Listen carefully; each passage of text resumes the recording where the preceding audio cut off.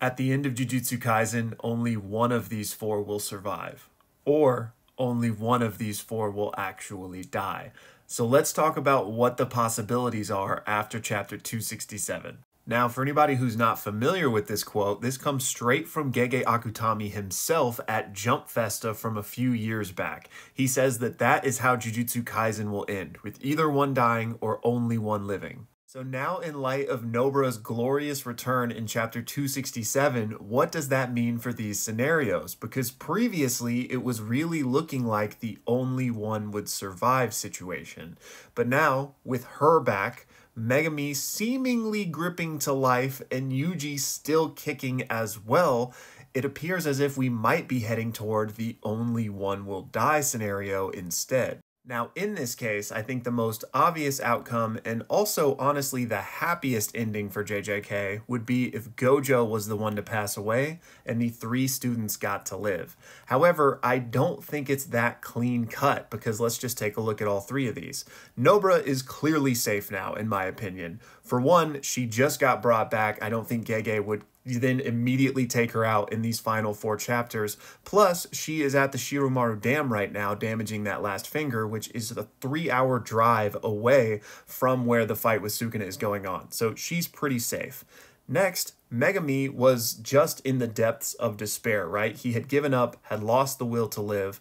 Now, Yuji did seemingly get through to him, and Megumi did start fighting back, but I wouldn't say he's 100% in the clear yet. I do presume that they are going to save him and rescue him, but if he has given up, then he may self-sacrifice himself in order to put the final nail in Sukuna's coffin, right? I think he's probably safe, but the possibility is there.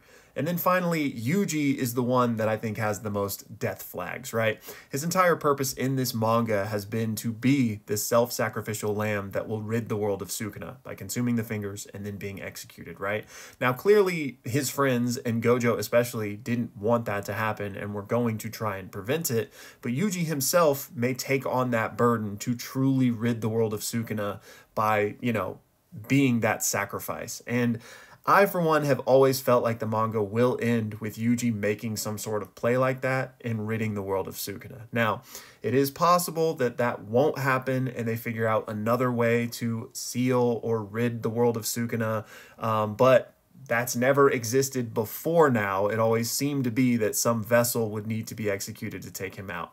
So for that reason, I think Megumi, and again, especially Yuji, are still on the chopping block. And if one of them were to die now, that means Gojo has to come back, because only one will die, or all but one will die. And like we mentioned, Nobara's definitely not going anywhere, and I don't think both of them could die, and she would be the only one left, because gosh damn, that would be a depressing ending. So to recap, I think there's 3 main possibilities at this point. The first and most depressing is that Nobara is the only one that survives and both Yuji and Megumi die.